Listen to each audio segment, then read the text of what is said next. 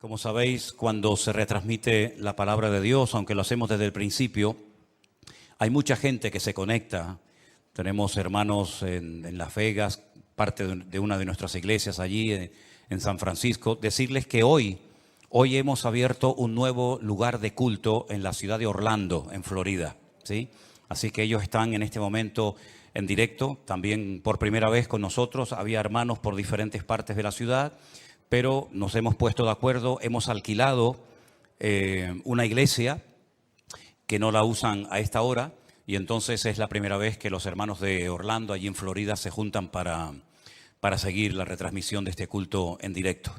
Y habíamos hablado con una universidad en Miami para que nos alquilara un salón precioso, ya estaba todo prácticamente apalabrado, pero nos han comunicado que los maestros, los profesores de la universidad, pues han decidido no alquilarnos el salón de culto porque no quieren correr alto riesgo.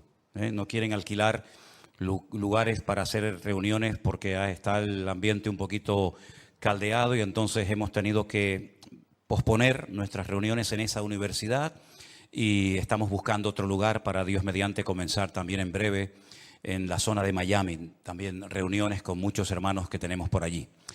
Y quisiera que en esta tarde, pues como siempre les pido, ¿no? Y como siempre veo que es así, estemos muy atentos a la palabra que voy a compartir con ustedes en esta tarde, que va también un poco en la línea y en la temática de los últimos mensajes, puesto que estamos viviendo tiempos muy interesantes, ¿eh?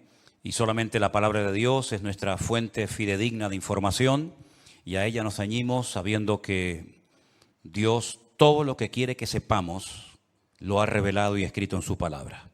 Y lo que no quiere que sepamos, por el motivo que sea, pues no nos lo ha dejado en su palabra, y eso no nos tiene que perturbar, sino lo que tenemos que hacer es ocuparnos en saber lo que dicen las Sagradas Escrituras, sobre todo lo relacionado con lo profético de los últimos tiempos. Estoy leyendo y leyendo otra vez las profecías que se encuentran en Daniel, que él dice la Biblia que las escribía pero no las entendía.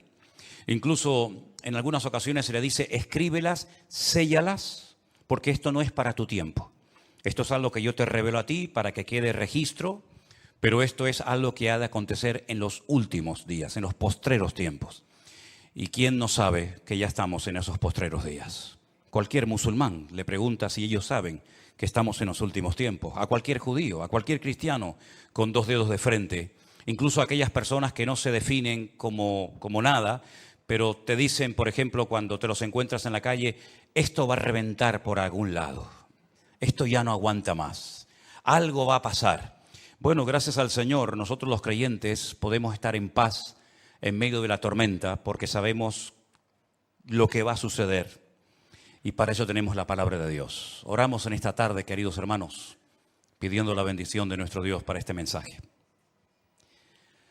Te damos muchas gracias, Señor, una vez más, por esta oportunidad que nos das de aprender, de conocer las cosas que tú has dejado en tu palabra para mantenernos firmes en la fe, para saber cómo actuar, cómo comportarnos en estos tiempos peligrosos y difíciles en los cuales nos ha tocado vivir. Señor, abre nuestro entendimiento para que podamos comprender tu palabra y podamos en esta tarde, Señor, ser fortalecidos en nuestra fe, en nuestra comunión contigo, y que esta palabra sea de bendición para todos los que la van a escuchar, tanto hoy como en cualquier otro momento. Nos ponemos en tus manos y pedimos tu bendición en el nombre de Jesús. Y amén, y amén. Yo lo primero que me gustaría pedirles a todos ustedes, no solamente los que están aquí reunidos, sino también los que están en sus hogares y los que después van a ver estas reuniones. Y no sé si se han dado cuenta, pero en las últimas semanas han habido centenares, cientos de miles de personas que, debido a todo lo que está ocurriendo, se han metido seguramente en muchas otras páginas, ¿no? Pero yo hablo de lo que nos atañe a nosotros, a ver qué es lo que está sucediendo, a ver qué es lo que está pasando. Tenemos ya mensajes en nuestro canal de YouTube que tiene casi 4.000 mensajes. Tenemos mensajes que ya pasan de los 2, 3, 4, 5, 6, 7, 8, 9 millones de visualizaciones. Es algo increíble ver cómo Dios está despertando las conciencias de muchísimas personas en muchas partes del mundo, porque están realmente preocupadas, diciendo, ¿qué es lo que va a pasar? Yo ya digo, lo primero que les quiero pedir a todos ustedes es que mantengamos la calma, por favor. Veo a muchos creyentes nerviosos, angustiados, con miedo, y lo primero que tenemos que tener en cuenta es que el Señor es nuestra paz, que todo está bajo el control de Dios y que aquí no va a caerse ni una hoja de un árbol sin permiso de nuestro Dios. Así que mantengamos la calma, la serenidad, la paz y no dejemos que nada ni nadie nos perturbe. El Señor Jesucristo dice, en el mundo tendréis aflicción. Más claro agua, pero confiad, yo he vencido al mundo. Mi paz os dejo, mi paz os doy, no como el mundo la da. La paz de Cristo es una paz que a menos que tú la tengas no te la puedo explicar con palabras. Y mira que sé explicar muchas cosas y el Señor me ha dado, pues yo creo que algo de sabiduría para explicar muchas cosas de su palabra. Pero explicarte lo que es la paz de Cristo, sinceramente, me faltarían palabras para poder explicarte lo que es vivir en cualquier momento y circunstancia de la vida, bajo la enfermedad de un hijo, bajo la muerte de un ser querido, en momentos de guerra, en momentos de necesidad, de crisis matrimonial, problemas de toda índole, explicarte lo que es tener en esas circunstancias la paz de Cristo, prácticamente es imposible hacerlo con palabras, a menos que usted tenga esa paz morando en su corazón. Así que, hermanos, recordemos lo que dijo el Señor, quiénes somos: la luz del mundo y la sal de la tierra. Si me permiten la expresión, guardemos la compostura en todo momento. Porque ahora se nos van a presentar muchísimas oportunidades y ocasiones para dar testimonio y explicarle a la gente, si es que lo sabes, lo que está sucediendo y cómo va a terminar todo esto. Porque la Biblia no solamente te dice cómo va a empezar todo, cómo se va a desarrollar los acontecimientos, sino que además te dice cómo van a terminar los acontecimientos. Y lo que de entrada te puedo decir es que el mundo nunca más volverá a ser el mismo a partir del 7 de octubre. Nunca más Oriente Medio volverá a ser lo que fue. Europa nunca más volverá a ser lo que ha sido. El mundo espiritual ha cambiado radicalmente. Te lo voy a intentar explicar esta tarde. Porque todo lo que nosotros vemos que está sucediendo en este nivel, en esta dimensión de lo natural, es simplemente, como he dicho muchas veces, y lo repito, un reflejo del mundo espiritual. El mensaje de hoy yo lo he titulado ¿Palestina o Israel? Porque se está oyendo mucho hablar en los últimos días, semanas, acerca de Palestina, de Israel y de Palestina. Y yo tengo que hacer un pequeño alto en el camino antes de entrar en lo que va a ser en sí el mensaje y decirte que no hay que ser ni judío, ni musulmán, ni creyente, ni cristiano, ni nada, para saber que nunca, jamás en la historia hubo un Estado llamado el Estado palestino. Nunca existió tal cosa, jamás. Te voy a decir de dónde viene y quién le puso ese nombre a ese territorio de Palestina. Antes de que los judíos llegaran a ese país y declararan el Estado judío de Israel, como se llama en 1948, estaban los ingleses en aquel lugar. Después de la Primera Guerra Mundial se repartieron el mundo las naciones vencedoras. Y a Inglaterra le tocó lo que ellos llamaban en aquel tiempo Palestina. Así es que no sacaron de allí al pueblo palestino, porque nunca existió un país llamado o un pueblo llamado palestino, jamás. Entonces sería antes de los ingleses, pues tampoco, porque antes de los ingleses estaban los otomanos. Y sabéis que en ese país han estado todos, los omeyas, los árabes, los bizantinos, los hasmoneos, los griegos, los romanos, prácticamente todo el mundo ha estado por allí. Los cruzados con aquellas cruzadas, y decirles incluso que hasta el rey de España es el único rey del mundo que tiene el título de rey de Jerusalén, por si no lo sabían. Es decir, que por ese pequeño territorio, que es un cruce entre lo que se consideraba la Mesopotamia y Egipto o la salida al mar Mediterráneo, jamás ha habido un Estado palestino, nunca. No sé si en algún momento lo habrá, pero jamás en la historia ha existido tal cosa. ¿De dónde viene entonces el tema o el término Palestina? Realmente el título, el nombre de Palestina fue un castigo del Imperio Romano a los judíos. Me explico. En el año 132 después de la era de Cristo, después del nacimiento de Cristo, hubo un hombre llamado Bar Kokhba. Su nombre significa hijo de la estrella, Bar, hijo, Kokhba, estrella. Bar Kokhba era un judío que fue declarado el Mesías, el verdadero Mesías de Israel.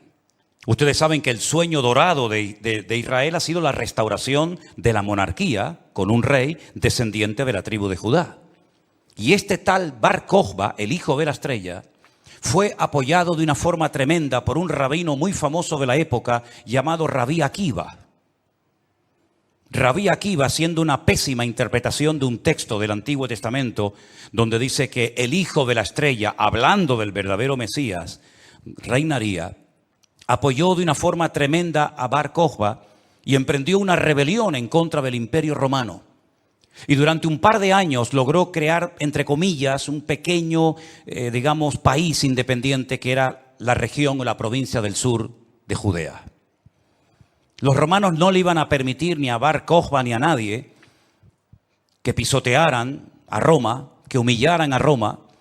Y entonces emprendió una matanza, una guerra terrible contra este líder religioso político y lo desmenuzaron. En aquellas guerras se cuenta que murieron más de 580.000 judíos.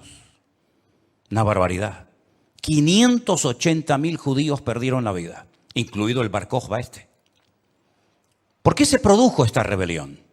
Bueno, hay varios factores, varios motivos. El primero es porque el Imperio Romano había prohibido practicar la Brit Milá, el pacto, la circuncisión. No se podían hacer circuncisiones en Israel y sabéis que eso es algo sagrado, incuestionable. No se negocia el circuncidar sí o no a un varón. Eso es algo que nadie cuestiona. Incluso los judíos ateos lo hacen con sus hijos. Todos lo hacen. Sean creyentes, practicantes o no. Y eso estaba prohibido.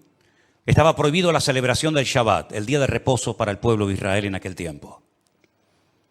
Estaba prohibido enseñar Torah, enseñar la ley de Moisés, celebrar las fiestas.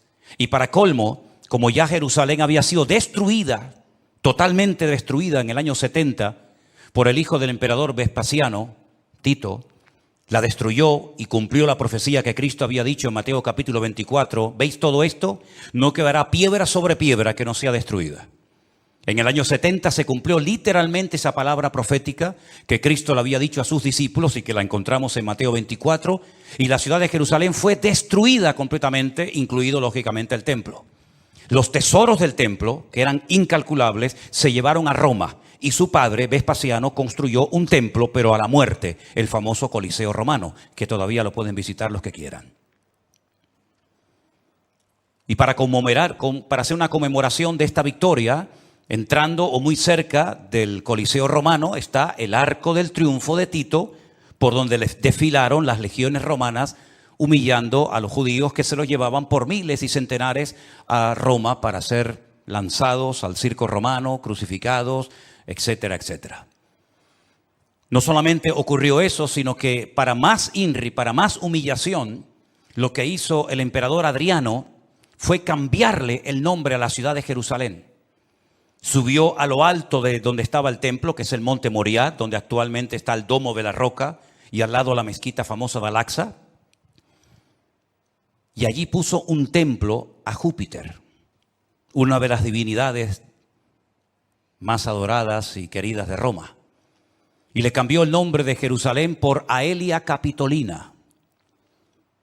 Y ese fue el nombre que le pusieron. Esto fue una humillación tan grande que no pudieron soportar semejante humillación parte de la tribu de Judá que estaba todavía en aquel tiempo allí, que decidieron emprender una rebelión en contra de Roma. Y en el 132, este hombre, Bar Kokhba, se atrevió a plantarle cara al Imperio Romano. Y durante un par de años tuvo, éxito, pero finalmente fue despedazada y arrasada completamente ese país.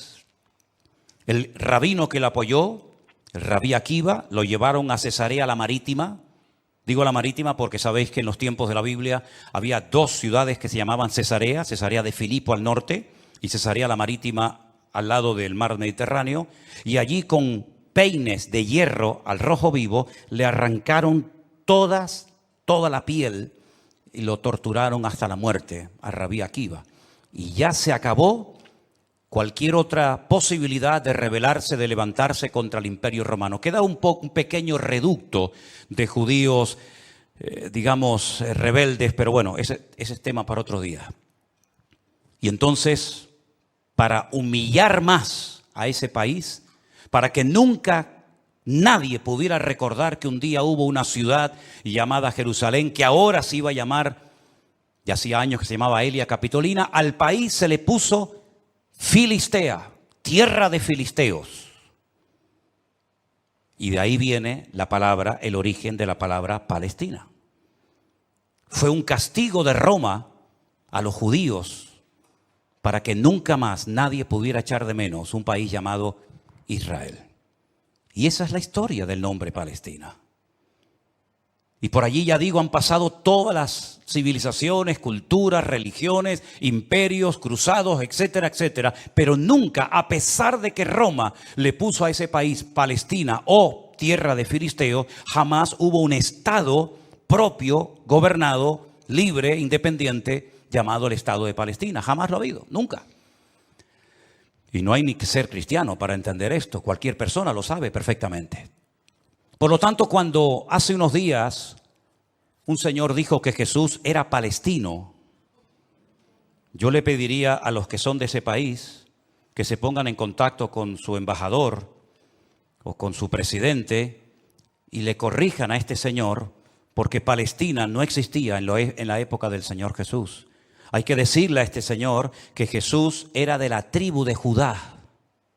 Su padre y su madre, que están sus árbol genealógico en la Biblia, Mateo capítulo 1, Lucas capítulo 3, eran descendientes de la tribu de Judá, que a su vez estaba entroncada con la casa real del rey David.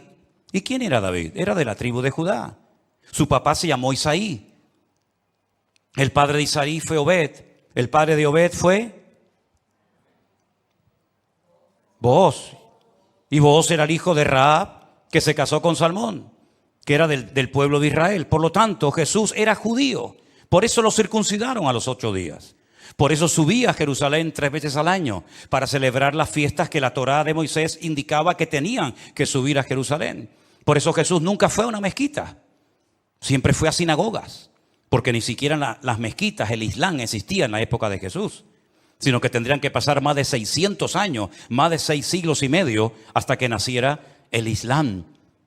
Que por cierto significa sumisión. ¿A quién? Lo interesante es que el Señor Jesucristo, cuando es juzgado por sus enemigos, en este caso los romanos, el que lo sentencia a muerte, ordena poner encima de la cruz un título escrito en 3 lenguas: latín, griego y árabe. Si ustedes me dejan que siga, tienen un problema, porque he dicho un disparate y ustedes no han dicho nada. Y ustedes no tienen que permitir que yo ni nadie diga disparates en este púlpito. Eso es. Entonces corríjame cuando digo algo mal, no tengan miedo. El Poncio Pilato dijo de encima de su cruz tienen que poner un cartel en latín, el idioma de los romanos, en griego, la lengua internacional de la época, y en hebreo, que es el idioma que habla este pueblo, que diga Jesús Nazareno, rey de los judíos. No dijo rey de los palestinos, no dijo rey de los árabes, dijo rey de los judíos, que eran los que vivían allí. Porque dice Juan capítulo 1 que a los suyos vino y los suyos no le recibieron. Y los suyos eran judíos que estaban viviendo en aquel momento bajo la opresión, bajo el yugo del imperio más terrible que jamás ha existido y el más longevo, que fue el imperio de Roma. Así que de ahí viene todo esto del nombre Palestina y filisteos y todo esto, queridos hermanos. Pero nunca, repito, ha existido un Estado palestino. Cuando en 1948 las Naciones Unidas decidieron partir el país en 2, Israel dijo: estamos de acuerdo. Si los árabes que en ese momento habitaban en ese país, que la mayoría eran de origen jordano, el país que estaba al lado, porque no sé si saben que, por ejemplo, la explanada de las mezquitas arriba, en el monte Moriat, en el monte de Moriat, eso está bajo protectorado de Jordania.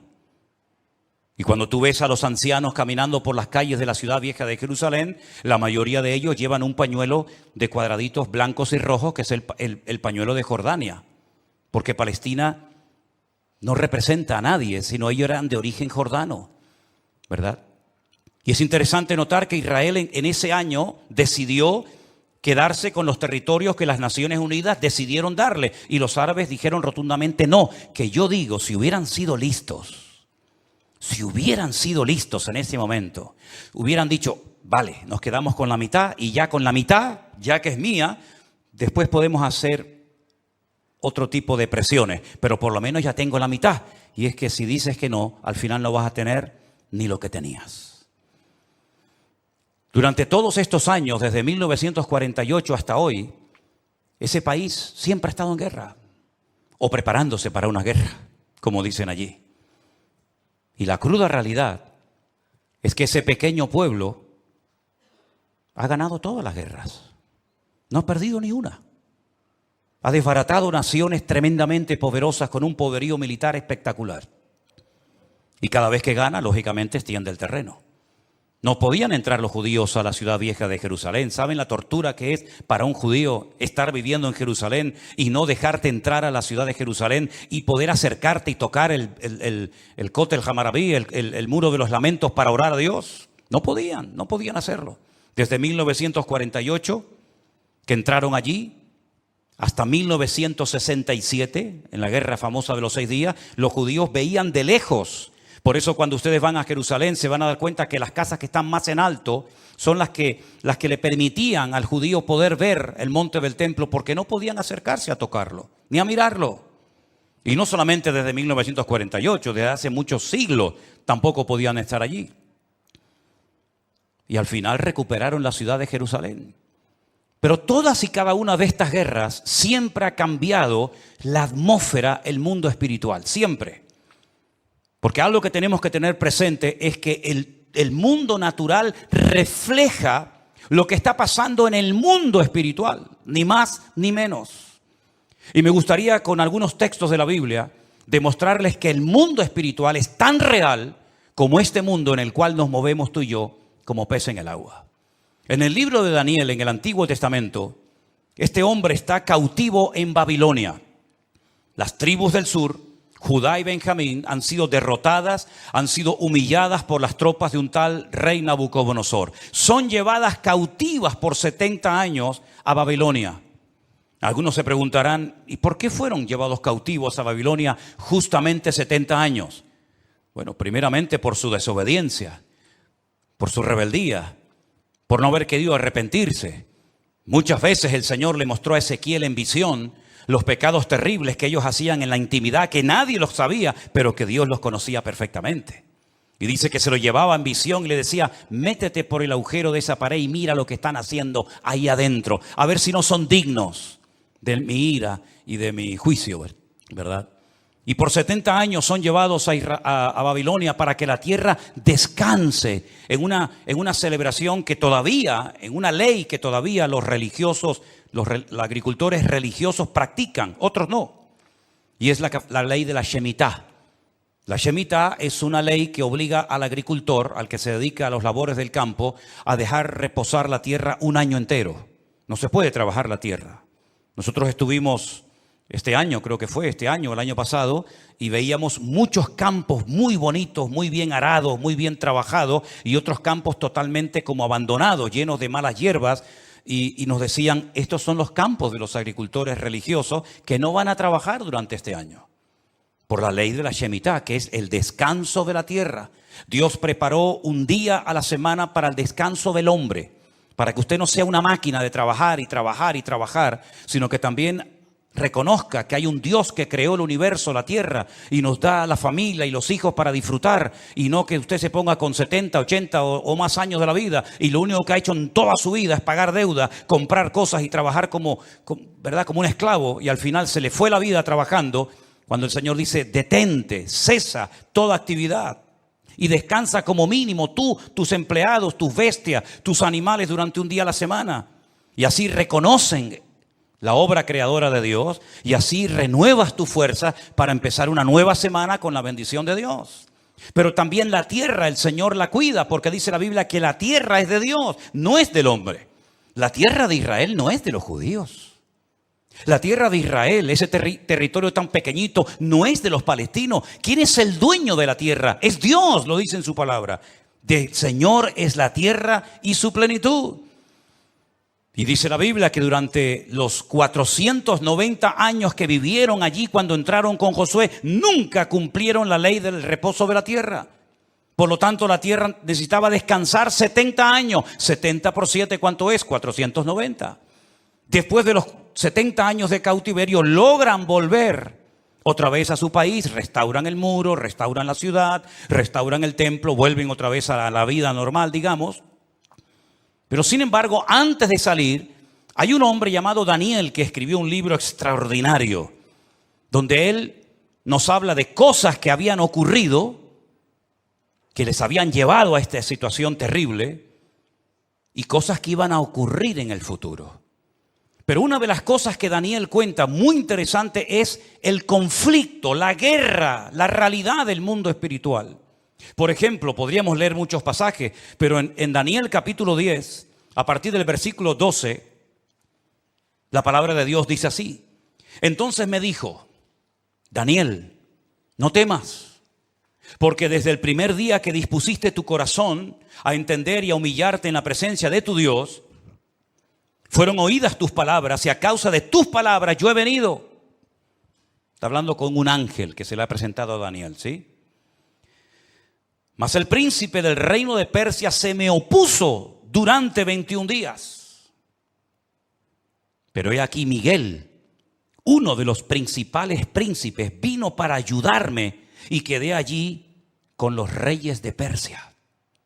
Intentaremos explicar esto lo mejor posible. He venido para hacerte saber lo que ha de venir a tu pueblo en los postreros días. Porque la visión es para esos días. No es para el tiempo de Daniel, es para los postreros, los tiempos finales. Mientras me decía estas palabras, estaba yo con los ojos puestos en tierra, enmudecido. Pero he aquí uno con semejanza de hijo de hombre tocó mis labios. Entonces abrí mi boca y hablé y dije al que estaba delante de mí, Señor mío, con la visión me han sobrevenido dolores y no me queda fuerza. ¿Cómo pues podrá el siervo de mi Señor hablar con mi Señor? Porque al instante me faltó la fuerza y no me quedó aliento. Y aquel que tenía semejanza de hombre me tocó otra vez y me fortaleció y me dijo, muy amado, no temas, la paz sea contigo, esfuérzate y aliéntate. Y mientras él me hablaba, recobré las fuerzas y dije, hable mi Señor, porque me has fortalecido. Y me dijo, ¿sabes por qué he venido a ti? Pues ahora tengo que volver para pelear contra el príncipe de Persia. Y al terminar con él, con el príncipe de Grecia, que vendrá. Pero yo te declararé lo que está escrito en el libro de la verdad, y ninguno me ayuda contra ellos sino Miguel, vuestro príncipe. Aquí está hablando de príncipe, el príncipe de Grecia, el príncipe de Persia. Habla de un arcángel tremendamente poderoso que aparece en pocas ocasiones en la Biblia llamado Miguel, que dice que es el príncipe que protege al pueblo de Israel de ser aniquilado y destruido. Porque una cosa que les quiero decir y que os quede clara, y me da igual si estáis de acuerdo o no, me da igual, créame, pero te lo tengo que decir. Recientemente se le preguntaron a altas autoridades de Hamás y le dijeron, si pudierais elegir entre tener todo el Estado de Israel, todo el territorio, de norte a sur y de este a oeste para ustedes, o la destrucción, la aniquilación total y absoluta del pueblo de Israel, ¿qué elegiríais? ¿Sabe la respuesta, no? Preferimos que no exista ni un solo judío sobre la faz de la tierra antes de quedarnos con todo su territorio. Porque no es que quieren quedarse con todo el territorio, es que quieren arrojar al mar o al desierto para que muera toda la población de Israel, que en este momento está alrededor de unos 15 millones de personas más o menos repartidas en varias naciones de la tierra. ¿Quién puede negociar con alguien que te quiere matar? ¿Quién puede negociar con alguien que viola a tus hijos y los quema delante de tu presencia? ¿Quién puede negociar con alguien que le abre el vientre a una mujer embarazada y le saca a su hijo que aún está con vida? ¿Quién puede negociar con alguien que te odia y que el sueño de su vida es destruirte a ti y a toda tu descendencia? ¿Quién puede negociar con semejantes salvajes? Fijaros que ya no digo animales, como decía hasta el otro día, porque no quiero ofender a los animales. Pero aquí encontramos una realidad espiritual. Daniel estaba orando, estaba ayunando por 21 días, 3 semanas seguidas, y la respuesta a su oración no venía la respuesta a su oración. Y finalmente se le presenta un ángel y le dice: desde el primer día que te pusiste a orar, tu oración llegó a la presencia de Dios. Y entonces, ¿por qué no vino la respuesta? Porque el príncipe de Persia se me oponía. Había interferencias, por decirlo de alguna manera, en el mundo espiritual. ¿Quién es el príncipe de Persia? Un poder espiritual, un príncipe de las tinieblas que no quería que Daniel recibiera la revelación y la información de lo que le iba a pasar a su pueblo a corto y a largo plazo. Y con esto coincide lo que se ha leído esta tarde desde este mismo púlpito, la famosa armadura del cristiano en Efesios capítulo 6. Donde el apóstol Pablo dice: nuestra lucha ahora como creyente no es contra sangre y contra carne, no. Esa ya no es nuestra batalla, esa ya no es nuestra lucha. Nuestra lucha, que existe y es real, es contra principados y contra potestades, contra los gobernadores de las tinieblas, contra huestes espirituales de maldad en las regiones celestes. Y por eso Pablo describe la armadura del soldado romano, pero dándole como una aplicación para que el cristiano pueda vivir en todo momento bien armado, bien preparado, bien listo para poder enfrentar ese conflicto espiritual que todo creyente sabe perfectamente que está librando. Fijaros que las últimas palabras del apóstol Pablo cuando escribe a Timoteo le dice: he peleado la buena batalla. No ha sido fácil llegar hasta la meta, Me han torturado, me han apedreado, me han puesto en la cárcel, etcétera, etcétera. Y he peleado la buena batalla y he acabado la carrera. A Timoteo, cuando está pasando un momento de desánimo, de caído en su espíritu por las presiones y las luchas que está llevando a cabo en la iglesia que está pastoreando en Éfeso, le dice: pelea la buena batalla, echa mano de la vida eterna, sufre penalidades como buen soldado de Jesucristo.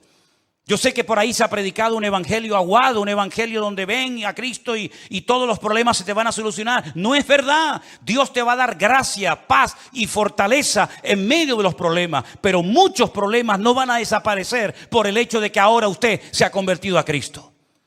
Si le han predicado otra cosa, no es mi problema, pero sí es mi responsabilidad decirle que la vida no es fácil, ni para el ateo ni para el creyente.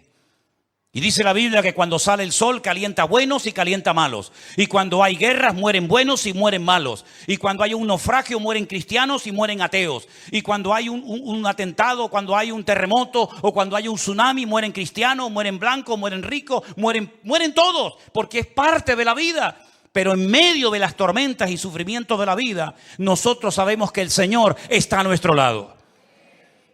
Y eso es lo que nos da la fuerza para decir: Dios está conmigo porque yo sé en quién he creído. Miren a Job, y no me quiero ir del tema, pero miren a Job, un hombre que perdió a sus hijos, un hombre que perdió su salud, un hombre que perdió su patrimonio, toda la vida trabajando para tener 4 cosas y en un día las perdió todas, como le puede pasar a cualquiera, ¿o no? Sin embargo, cuando su mujer le dice: maldice a Dios, ¿qué tipo de Dios tienes tú? Que hoy te da y mañana te quita, ahora te sana y mañana te enferma. Y le dice: como cualquier persona incrédula, insensata, has hablado. Yo sé en quién he creído y aunque Dios me mate, yo lo voy a seguir adorando porque yo sé que mi Redentor está vivo. Podemos tener paz en medio de la tormenta, podemos dormir en paz, como dice la Biblia: en paz me acostaré y asimismo dormiré.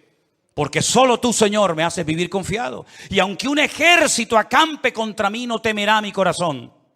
Porque el Señor es mi luz y mi salvación. Son promesas que las hemos interiorizado en nuestra vida y no es como un mantra que lo tengo que repetir para autoconvencerme de que Dios está conmigo. Es que no me tengo que autoconvencer de nada. Él mismo me da testimonio a mi espíritu de que no estoy solo en medio de las luchas de la vida. Y el pueblo de Israel no es que sea el mejor pueblo del mundo, Yo no estoy aquí para hacer, digamos, una disertación a favor de unos que son muy buenos y otros que son muy malos. Yo no estoy aquí representando a nadie. Yo solamente represento a mi Dios. Y mi Dios no se casa con nadie. Y mi Dios ama a todo el mundo por igual. Y mi Dios no hace acepción de personas. Y todos los seres humanos, me da igual, son palestinos, o son judíos, o son canarios, o son latinos, o de donde sea. Todos los seres humanos tenemos que arrepentirnos delante de nuestro Dios por nuestros pecados. Y aquí no hay ni buenos ni malos, sino que aquí cada uno tiene que ser consciente de que no hay justo ni aun uno delante de la presencia del Señor. El mismo Señor Jesucristo, y hoy lo leía en el Evangelio de Mateo, le decía a los judíos: si no os arrepentís, todos pereceréis igualmente. Por lo tanto, mis queridos hermanos, lo importante es saber que estamos en una guerra espiritual porque estamos a punto, y lo vamos a ver, que todo va a cambiar. La película que hemos vivido hasta el día de hoy, nuestra vida ha sido como una especie de película, con diferentes actores, diferentes escenarios, ¿verdad? El escenario va a cambiar completamente. Los actores van a cambiar. El guión va a cambiar. Y cuando está a punto de producirse un cambio en el mundo significativo que afecta a miles y a millones de personas, hay siempre guerra en el mundo espiritual. Miren cuando Cristo nació, la guerra espiritual que hubo. Comenzaron a asesinar niños, ¿verdad? Comenzaron una serie de revoluciones, porque cada vez que va a haber un cambio que va a afectar la economía, la política, la vida social, etcétera, siempre hay un conflicto espiritual tremendo. Daniel estaba orando porque quedaba pocos años, poco tiempo, probablemente estaba por el año 68, máximo al 69, de la liberación, ¿verdad?, del pueblo, y Daniel estaba no preocupado, pero sí indagando, leyendo las escrituras, orando y ayunando, porque sabía que se avecinaba, se oteaba en el horizonte un cambio tremendamente significativo. Miles de personas por fin iban a poder volver otra vez a su país. Iba a haber una masa de gente que iba a ir de un lugar a otro. Y esos cambios, hermano, no se producen por casualidad. Esto que estamos viendo, que ayer llegaron 1000 al Hierro, el otro día 600 a Lanzarote, el otro día no sé cuántos al Hierro, todo eso no es producto de la casualidad. Satanás está cambiando la escena mundial. Y lo vamos a notar en pocos días, en pocas semanas. Esto va a ser completamente diferente.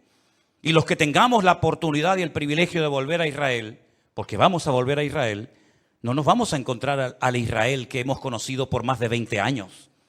Nos vamos a encontrar a la gente de una forma diferente, una actitud diferente, una atmósfera completamente diferente, porque estamos en una guerra espiritual tremenda.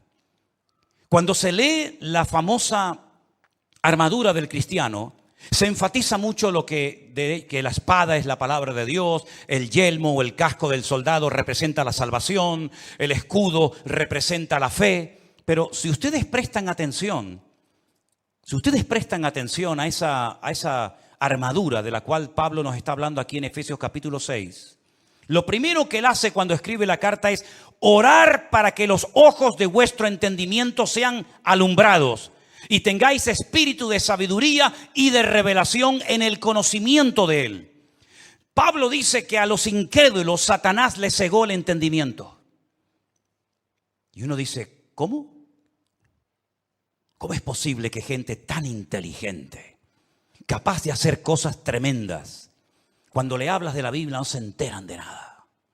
Son como ciegos, como analfabetos espiritualmente hablando.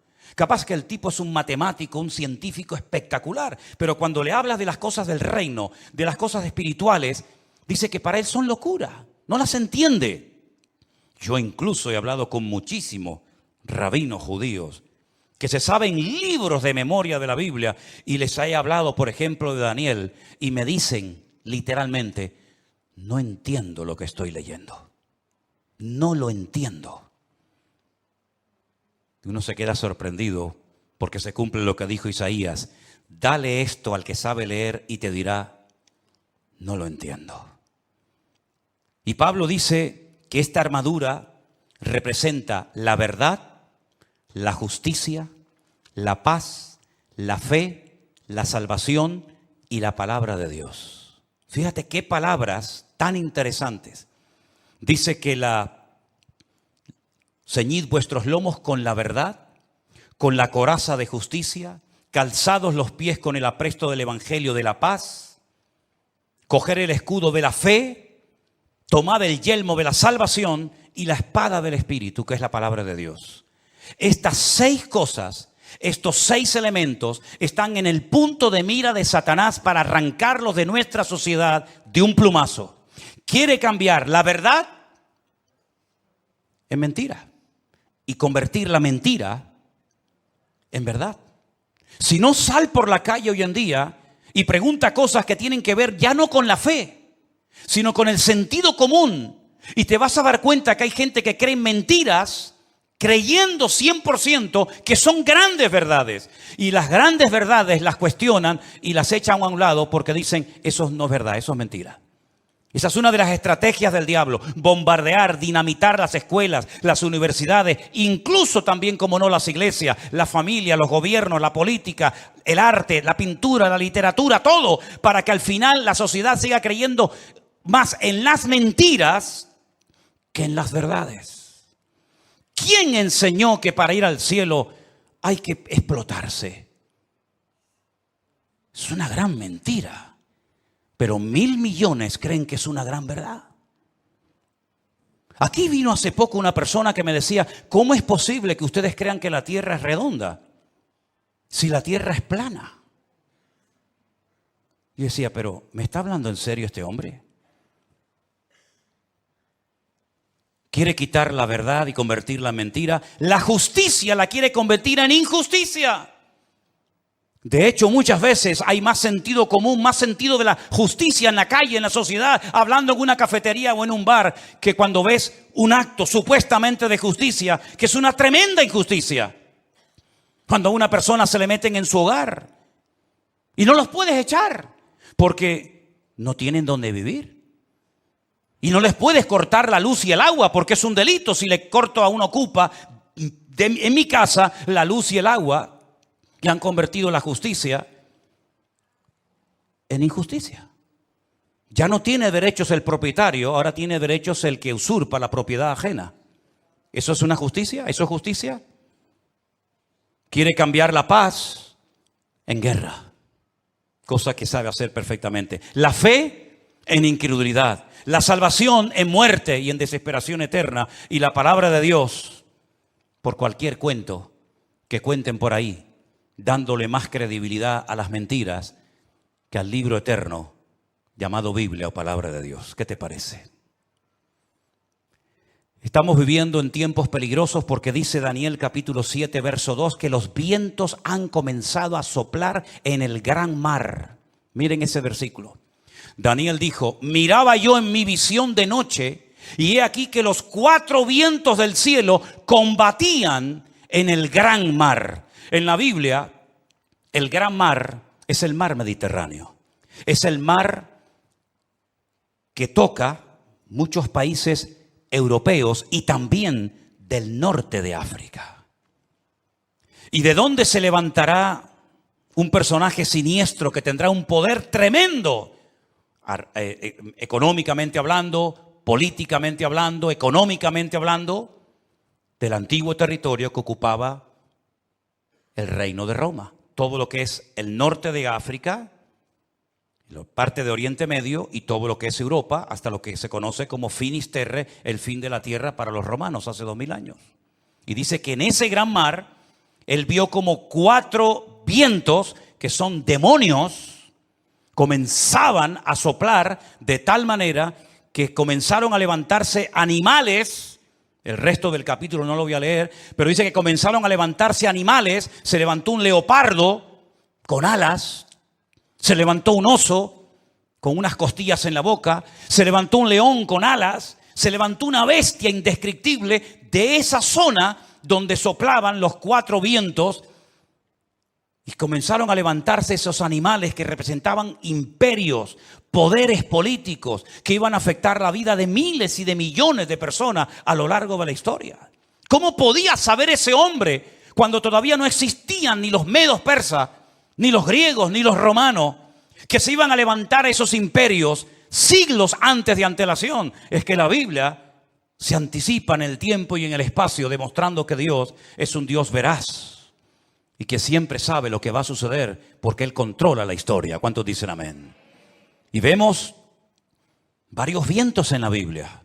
No tengo tiempo para extenderme en todo esto, pero ¿cuál fue el viento que destruyó la barca de Pablo o el barco de Pablo? ¿Cuál fue el viento ese?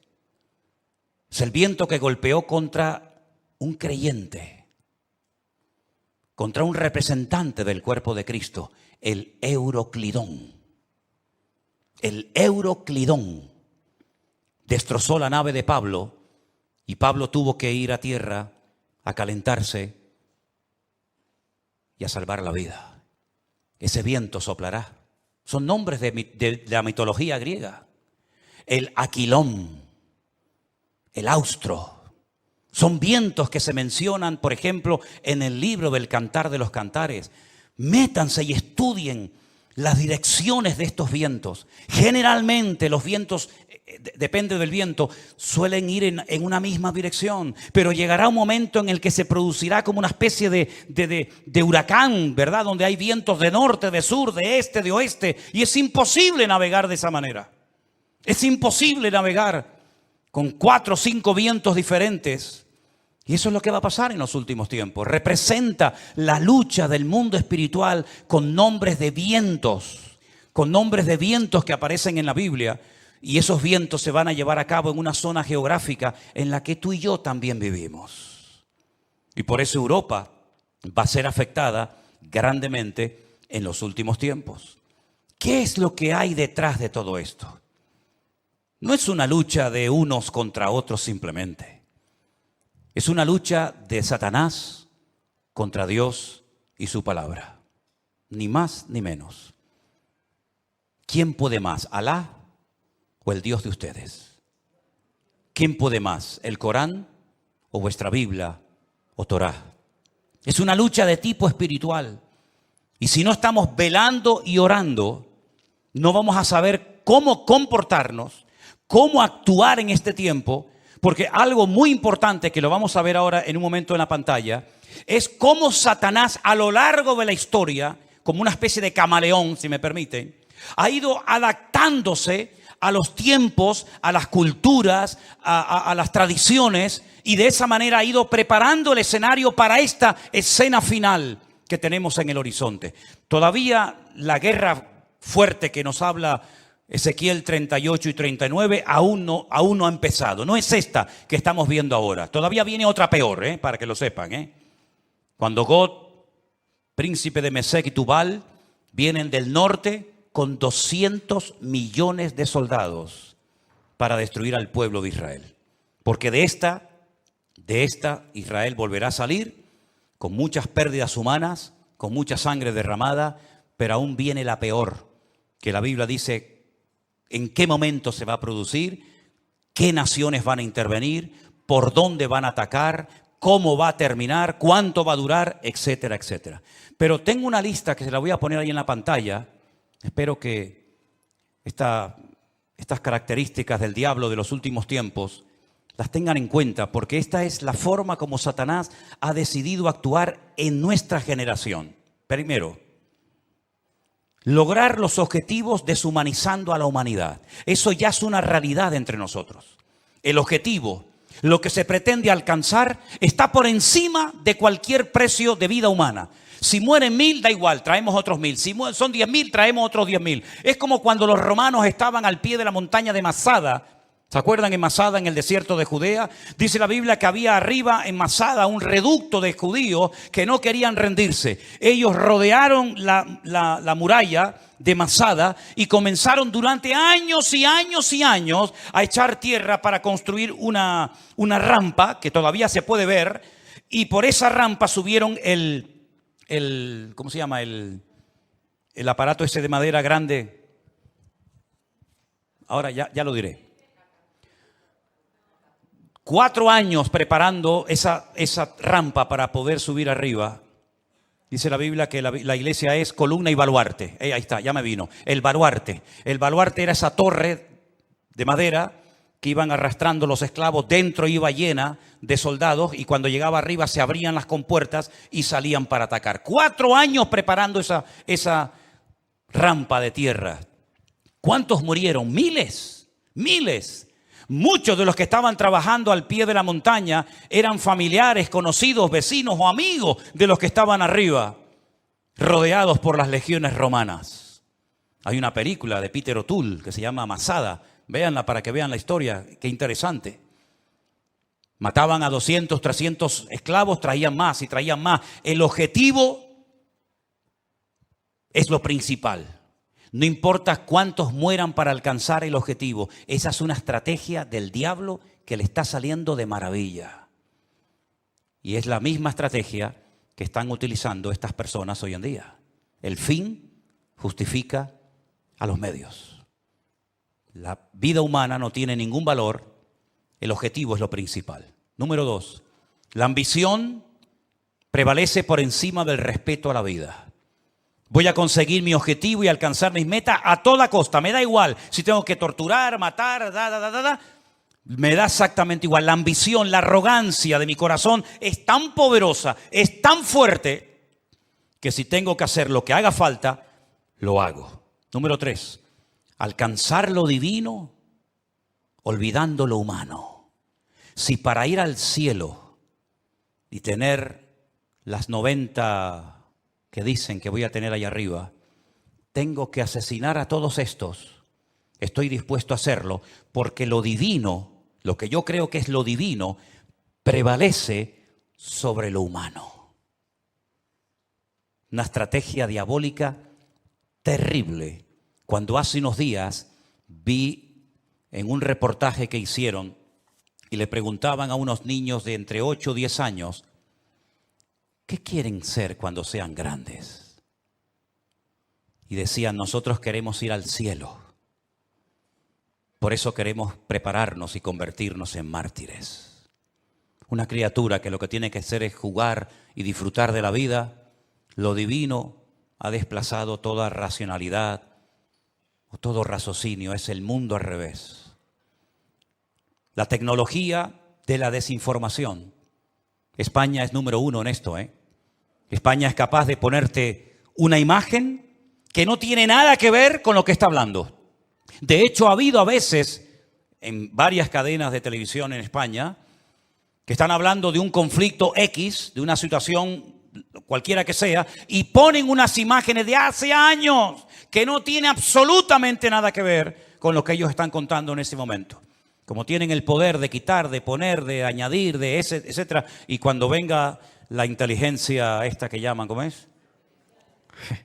Cuando venga la inteligencia virtual o artificial, perdón, ni te imaginas las barbaridades que vamos a ver, donde personas están comenzando a decir cosas que ellos jamás han dicho, pero que por una manipulación de la tecnología te hacen creer lo que no han dicho o lo que han dicho. En fin, una locura. Los medios de comunicación son una fábrica que crea deliberadamente ignorancia. Cuanto más ignorante sea la gente, mejor. La ignorancia para ellos es poder. Cuanto más ignorante sea una persona sobre la realidad, sobre la Biblia o sobre lo que sea, mejor. Creación deliberada de ignorancia. Sembrar confusión, toda la que se pueda y más, engañando deliberadamente a la gente. Poner en duda la credibilidad de la fuente. Por ejemplo, mi fuente de información es la Biblia. Ah, no, pero eso no sirve, eso está caducado. ¿Cómo? No, la Biblia está llena de contradicciones. Y se quedan tan panchos. Y se quedan tan tranquilos. ¿Cómo que está llena de contradicciones? ¿Dónde están las contradicciones? No, eso está lleno de contradicciones. Eso no, esta no es la Biblia verdadera. ¿Cómo que no es la Biblia? No, la Biblia verdadera la tienen los curas en el Vaticano, me dijo una vez uno. Es decir, tiran por tierra la fuente, la fuente mía no vale, la que vale es la tuya, la de internet. Que te metiste anoche, leíste no sé qué. Esa es la verdadera, que ahora nos están fumigando. Esas nubes que aparecen en el cielo son aviones que nos están fumigando para que no llueva. Dios, pues menos mal que nos fumigaron para que no lloviera, ¿eh? Porque ayer hablaba con un pastor de Madrid que me dice, no puedo salir del coche porque tengo el agua hasta el cuello. Increíble, ¿no? O cuando vino el COVID, ¿se acuerdan? Esto es una estrategia de los Illuminati, de los masones, para una drástica reducción de la población humana. Pues qué malos fueron, porque me parece que murieron como 2 o 3 millones en el mundo y somos 7.000 millones. Lo hicieron muy mal, ¿eh? Y que todos los que nos vacunamos en 2 años morimos. Pues se equivocaron, porque ya llevo 3, vivo y coleando. Pero en fin, esta fuente no vale, la que vale es siempre la de ellos. Negar los hechos. No, eso no fue así. Eso no fue así. Tengo imágenes de satélite, donde se ven desde los satélites cómo lanzan los distintos cohetes.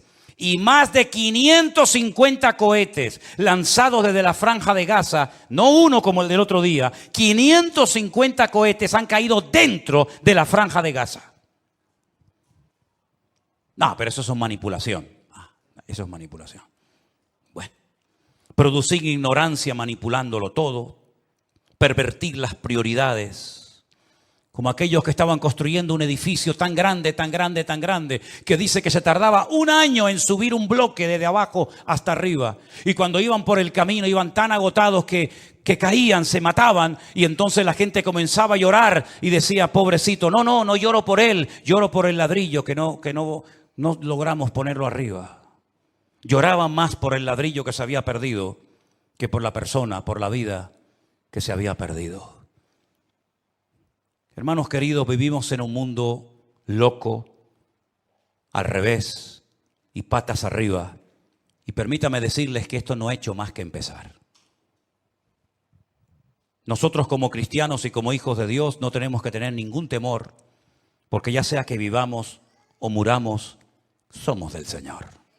Y las puertas del Hades no prevalecerán contra la iglesia, dice la Biblia.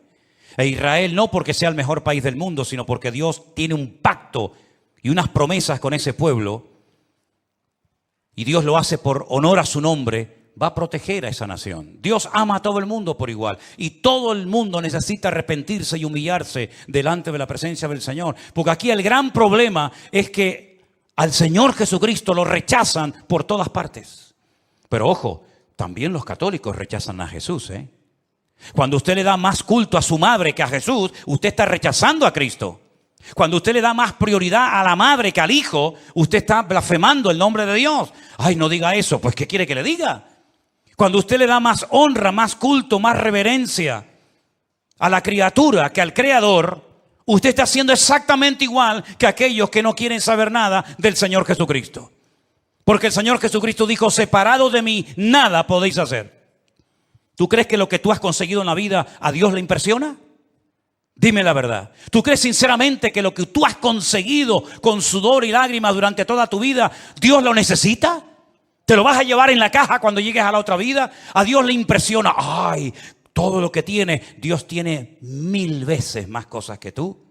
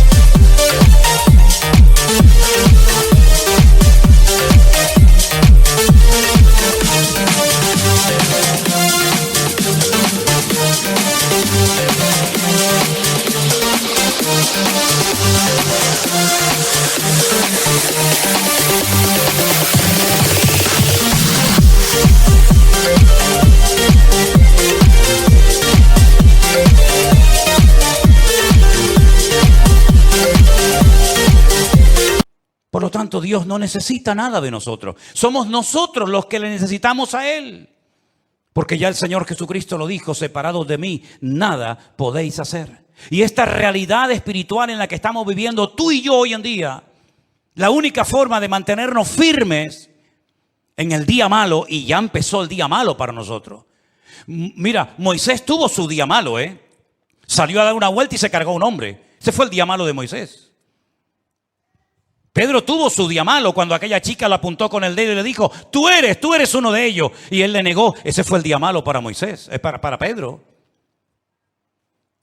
Elías tuvo su día malo cuando una depresión lo prendió y le dijo, Señor, quítame la vida, ya no aguanto más, estoy solo, ya no quiero seguir adelante. Ese fue el día malo. Adán y Eva tuvieron su día malo en el huerto del Edén.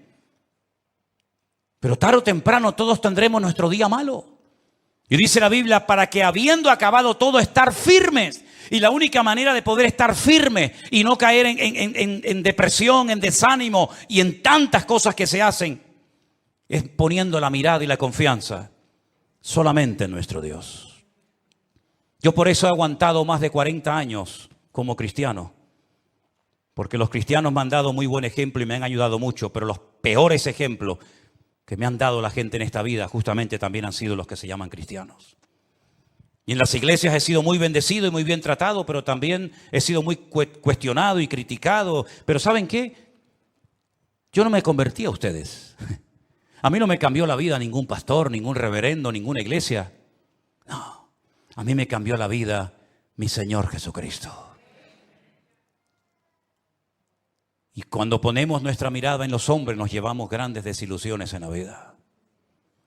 Pero cuando ponemos nuestra mirada en el Señor jamás caeremos. Porque siempre tendremos su presencia y su bendición en nuestras vidas. Asegúrate de tenerlo a Él siempre presente en tu vida. Asegúrate de empezar el día, de vivir el día con Él.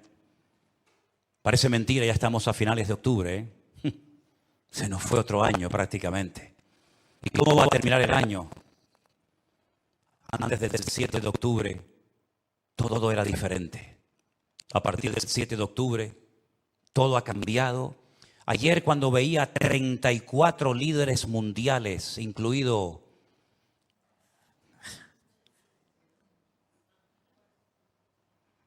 ¿Saben qué les digo, no? Cuando yo veía 34 líderes mundiales... Y allí estaba don Peter Sánchez. Yo decía, en estos 34 que están aquí, mira que los miré de arriba, abajo, de izquierda a derecha, ¿estará ya el anticristo? ¿Estará ya el anticristo? Porque el mundo está clamando por alguien que venga y solucione todo. Da igual si es musulmán, judío, creyente, ateo, de derechas o de izquierda, el mundo está clamando a grito. Y de hecho este señor que vive en Roma dijo hace algún tiempo, lo que el mundo necesita es un líder, uno solo, con todo el poder para que gobierne. Y tuvo razón, el mundo verá a ese líder y el primero que lo van a apoyar van a ser ellos.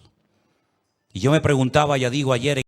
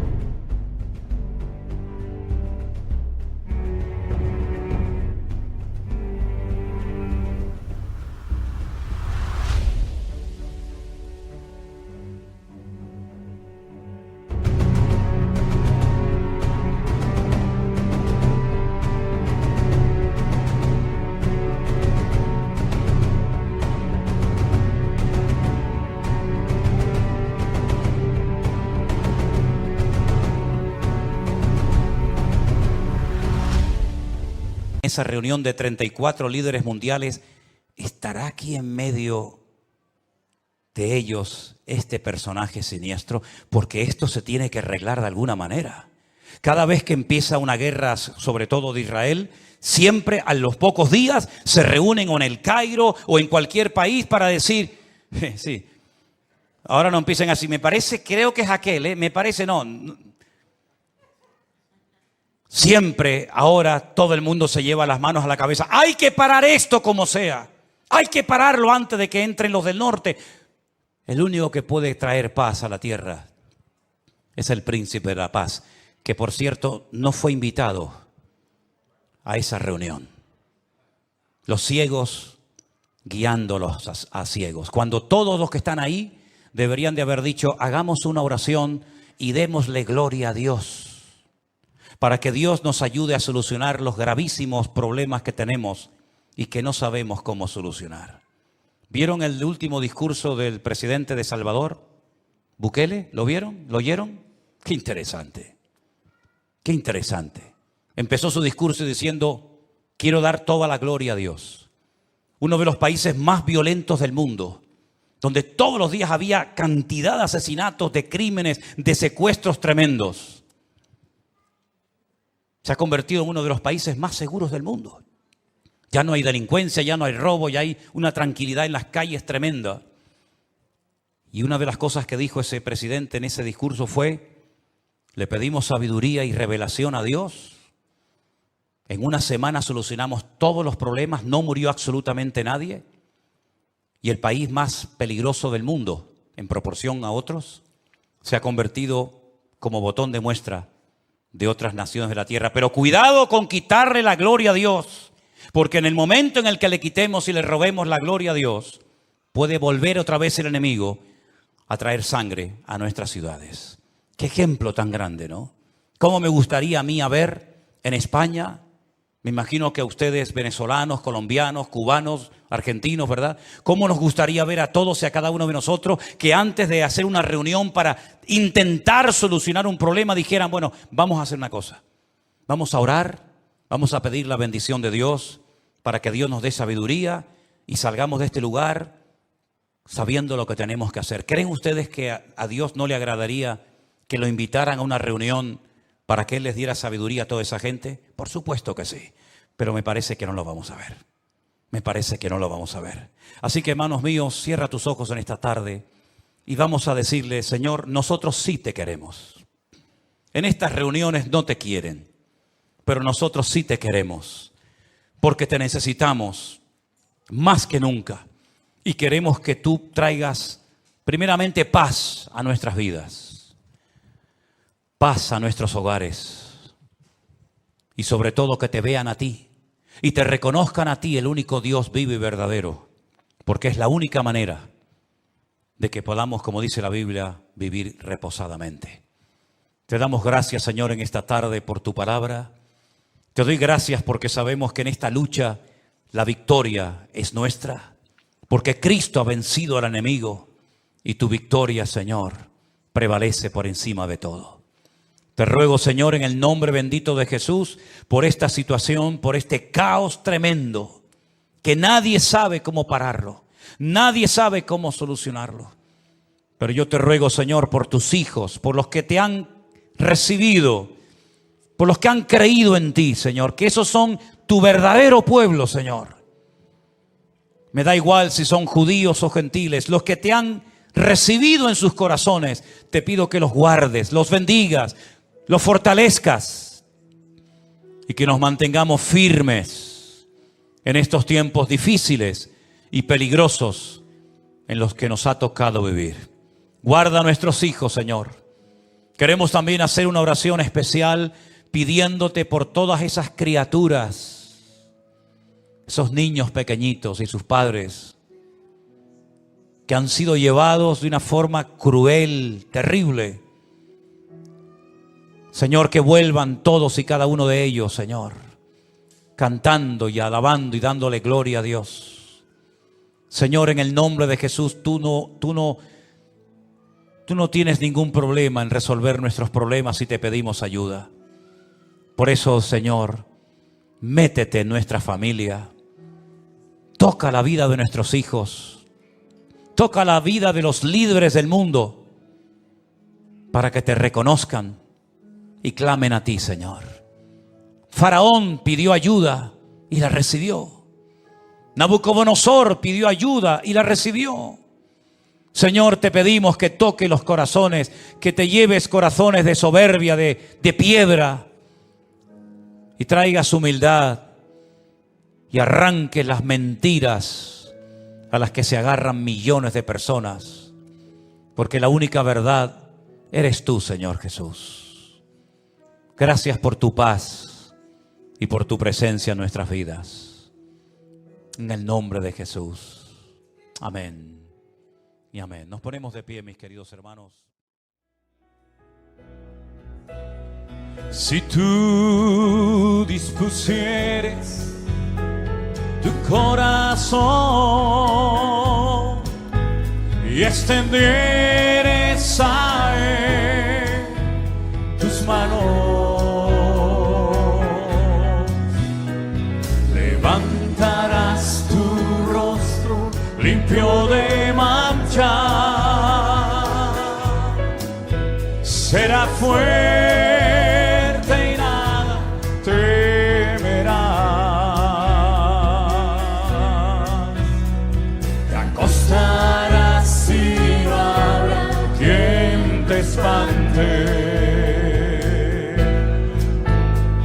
y muchos suplicarán tu favor. Te acostarás y no habrá quien te espante, y muchos suplicarán tu favor.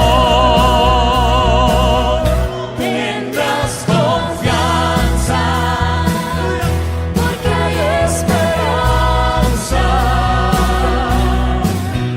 Mirarás alrededor y dormirás seguro, y aunque oscureciere, como la mañana será, la vida será más clara que el mediodía. Si tú dispusieres tu corazón y extendieres a Él tus manos, levantarás tu rostro limpio de mancha, serás fuerte y nada temerás. Te acostarás y no habrá quien te espante, y muchos suplicarán tu favor. Te acostarás y no habrá quien te espante, y muchos suplicarán tu favor. Tendrás confianza, porque hay esperanza. Mirarás alrededor y dormirás seguro, y aunque oscureciere, como la mañana será, la vida será más clara que el mediodía, y muchos suplicarán tu favor, y muchos suplicarán tu favor, y muchos suplicarán tu favor.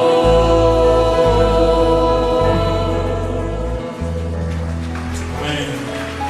Así sea. Así sea, Señor. Sí, Jesús.